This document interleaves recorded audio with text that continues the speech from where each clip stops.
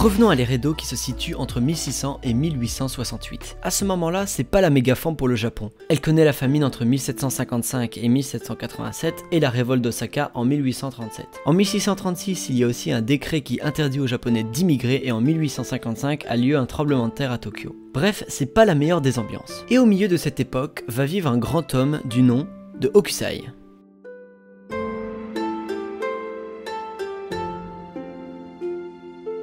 C'est un peintre japonais vivant à Edo ayant réalisé beaucoup d'estampes célèbres comme par exemple le lac Suwa, le pêcheur de Kaiji Kazawa ou encore la plus célèbre, la vague de Kanagawa. D'ailleurs, si vous ne le saviez pas, cette œuvre a inspiré le logo de Quicksilver. En 1814, Hokusai dessine des séries de croquis de scènes de la vie quotidienne et les regroupe dans un livre qu'il nommera Hokusai Manga. L'ensemble représentant quand même à peu près 4000 dessins sur 900 pages. Il en publiera 15 volumes, ces livres le feront connaître dans tout le Japon. Le terme manga, il désigne non pas une bande dessinée bien évidemment, mais simplement le fait que des dessins soient présentés sans un ordre, sans un classement bien précis. Donc ce sont des dessins en désordre. Et en même temps fera connaître à l'Occident le mot manga, qui signifie image légère, image dérisoire ou encore esquisse rapide. On peut considérer Hokusai comme le fondateur du manga.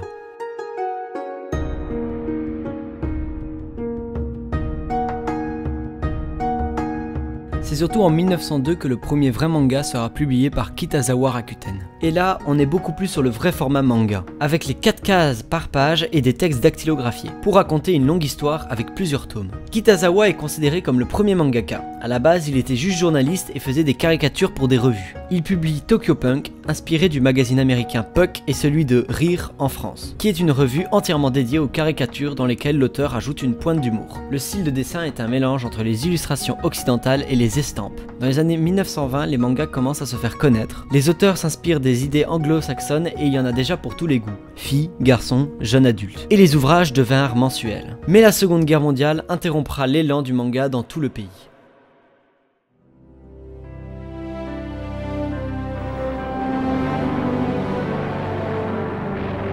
Et le 6 août 1945, l'Amérique lançait une première bombe atomique sur Hiroshima. En avril 1943, les Américains remportèrent néanmoins un succès important face à Yamamoto. Avant les victoires remportées en mer en 1942, la guerre du Pacifique se déroulait plutôt mal pour les Américains.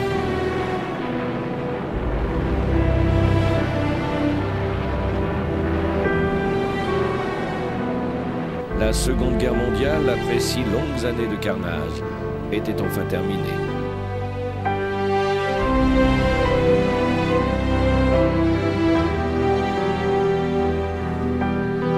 C'est après la guerre que l'essor du manga reprit de plus belle. À cause de l'occupation américaine, les mangakas sont influencés par les comic strips. Ces derniers sont traduits et publiés dans la presse japonaise et les premiers mangas commencent à avoir du succès. Le premier manga à avoir un grand succès après la guerre est Sazan-san. Paru en 1946 de Machiko Hasegawa, le manga parle d'une famille japonaise dans la période de l'après-guerre et parle plus particulièrement des aventures de Saz Ishino et de sa famille. Et d'ailleurs, à la même période apparaît le terme shonen qui signifie l'effort, l'amitié, la victoire, qui est un peu la devise récurrente dans les mangas et aussi dans le Japon de l'après-guerre. À la même période va apparaître un grand nom de l'histoire de la bande dessinée japonaise. Il aura dessiné plus de 170 000 pages durant sa carrière, a créé près de 700 œuvres, plus de 120 millions de mangas vendus depuis sa mort. Je veux bien entendu parler de...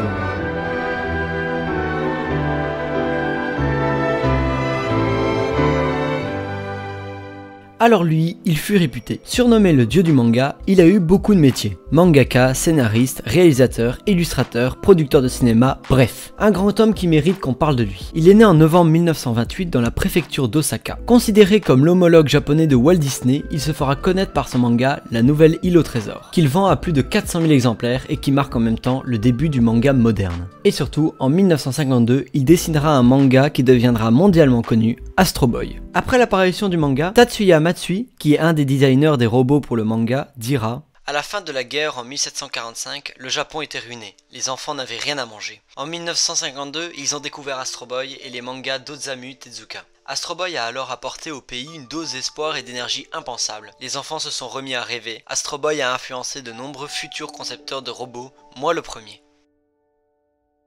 On comprend tout de suite l'objectif d'Osamu, vouloir innover et faire rêver le monde. Dans les années 50, il s'installera à Tokyo pour travailler dans une petite maison de bois. Il continuera à dessiner des mangas avec son équipe, comme par exemple Princesse Saphir, Le Roi Léo ou encore Lara aux 7 couleurs. Après tout ça, il fondera son studio d'animation Mushi Productions et Tezuka Productions. Malheureusement, en 1989, il mourra d'un cancer de l'estomac à l'âge de 60 ans. Il aura laissé derrière lui une imagination débordante pour les futurs mangaka, des personnages inspirants et surtout des techniques qui sont encore aujourd'hui la base des mangas récents.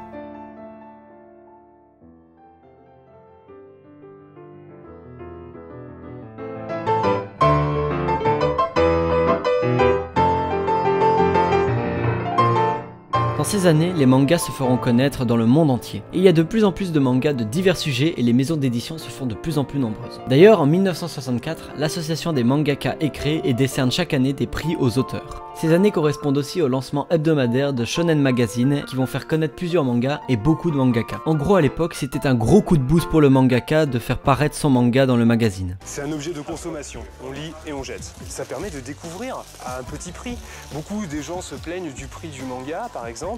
Bon, un magazine comme ça, comme on le disait, ça fait moins de 3 € et on peut découvrir sur un chapitre une série. Et après, si on aime, bien sûr, on va acheter la série sous forme de chapitre lié avec une belle couverture, même des fois quelques pages en couleur. Dans les années 90, les mangas se feront exporter vers la France qui deviendra peu après le deuxième plus grand consommateur de mangas au monde, après le Japon évidemment. Ce sera surtout la maison d'édition française Glénat qui traduira Akira, manga de Katsuhiro Otomo, et qui connaîtra un grand succès, lançant la machine économique.